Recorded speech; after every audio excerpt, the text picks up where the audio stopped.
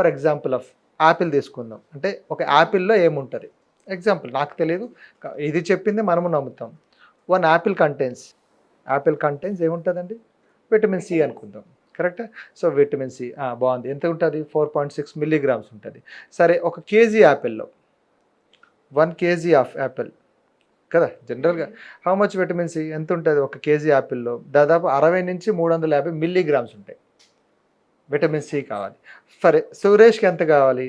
How much vitamin C? Per day. Vitamin C అంతే కదండీ. Vitamin hmm. C ఎవరికి కావాలి? In a day. హ్మ్. ఎంత కావాలి మనకి? కావాల్సింది 75 మిల్లీగ్రామ్స్. అంటే కేజీ యాపిల్ తినగలనా?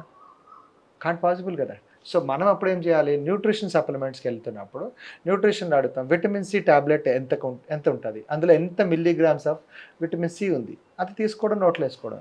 నేను ముందే చెప్పా. నాలుక వరకు రంగు, రుచి, వాసన కావాలి. నాలుక కింద అంతా న్యూట్రిషన్ కావాలి. ఉంటే అబ్జార్బ్ చేసుకుంటది. లేదంటే తోసిపడేస్తది.